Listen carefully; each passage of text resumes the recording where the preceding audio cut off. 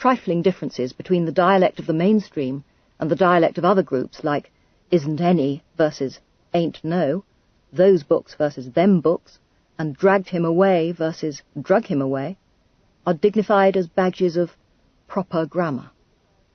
But they have no more to do with grammatical sophistication than the fact that English speakers call canines dogs, whereas French speakers call them chiens. It is even a bit misleading to call Standard English a language and variations dialects, as if there were some meaningful difference between them. The best definition comes from the linguist Max Weinreich. A language is a dialect with an army and a navy. The myth that non-standard dialects of English are grammatically deficient is widespread. In the 1960s, some well-meaning educational psychologists announced that American black children had been so culturally deprived that they lacked true language and were confined instead to a non-logical mode of expressive behavior. The conclusions were based on the students' shy or sullen reactions to batteries of standardized tests. If the psychologists had listened to spontaneous conversations, they would have rediscovered the commonplace fact that American black culture is everywhere highly verbal. The subculture of street youths in particular is famous in the annals of anthropology for the value placed on linguistic virtuosity. Here is an example from an interview conducted by the linguist William Labov on a stoop in Harlem. The interviewee is Larry, the roughest member of a teenage gang called the Jets. You know, like some people say, if you're good and shit, your spirit going to heaven. You're good, if you're bad, your spirit going to hell. But bullshit, your spirit going to hell anyway, good or bad. You know? Why? Why? I'll tell you why. Because you see, doesn't nobody really know that it's a God, you know? Because, I mean, I have seen black gods, pink gods, white gods, all color gods.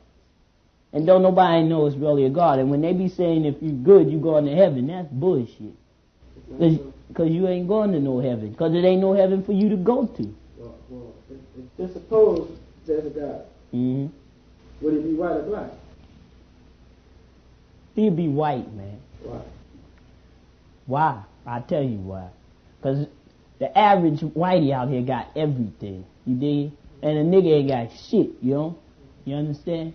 So, for that to happen, you know it ain't no black God that's doing that bullshit.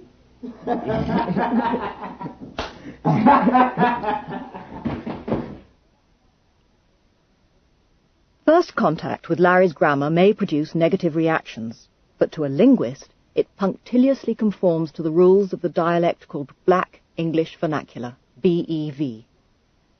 The most linguistically interesting thing about the dialect is how linguistically uninteresting it is. If Labov did not have to call attention to it to debunk the claim that ghetto children lack true linguistic competence, it would have been filed away as just another language. Where Standard American English, SAE, uses their, THERE, as a meaningless dummy subject for the copula, BEV uses it as a meaningless dummy subject for the copula. Copula is the verb to be when it is used to link a subject and a predicate. So compare SAE's "there's really a God" with Larry's "it's really a God."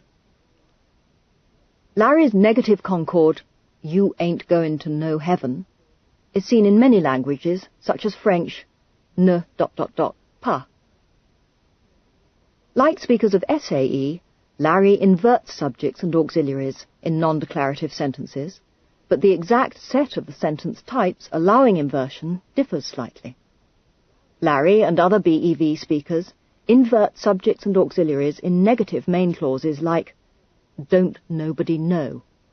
SAE speakers invert them only in questions like "doesn't anybody know?" and a few other sentence types. BEV allows its speakers the option of deleting copulas, "if you bad." This is not random laziness, but a systematic rule that is virtually identical to the contraction rule in SAE that reduces "he is" to "he's," "you are" to "you're," and "I am" to "I'm." In both dialects, B can erode only in certain kinds of sentences, no SAE speaker would try the following contractions. Yes, he is, to yes, he's. Who is it, to who's it. For the same reasons, no BEV speaker would try the following deletions. Yes, he is, yes, he. Who is it, who it. Note, too, that BEV speakers are not just more prone to eroding words. BEV speakers use the full forms of certain auxiliaries, I have seen, whereas SAE speakers usually contract them, I've seen.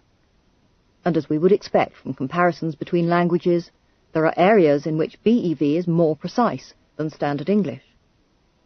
He be working means that he generally works, perhaps that he has a regular job. He working means only that he is working at the moment that the sentence is uttered. In SAE, he is working fails to make that distinction. Moreover, sentences like, in order for that to happen, you know it ain't no black god that's doing that bullshit, show that Larry's speech uses the full inventory of grammatical paraphernalia that computer scientists struggle unsuccessfully to duplicate. Relative clauses, complement structures, clause subordination, and so on. Another project of Labov's involved tabulating the percentage of grammatical sentences in tape recordings of speech in a variety of social classes and social settings. Grammatical, for these purposes, means well formed according to consistent rules in the dialect of the speakers. For example, if a speaker asked the question, "Where are you going?" the respondent would not be penalized for answering, "To the store," even though it is in some sense not a complete sentence. Such ellipses are obviously part of the grammar of conversational English. The alternative, "I am going to the store," sounds stilted and is almost never used. Ungrammatical sentences, by this definition, include randomly broken off sentence fragments, tongue-tied hemming and hawing, slips of the tongue, and other forms of word salad. The results of Labov's tabulation are enlightening. The great majority of sentences were grammatical, especially in casual speech, with higher percentages of grammatical sentences in working-class speech than in middle-class speech. The highest percentage of ungrammatical sentences was found in the proceedings of learned academic conferences,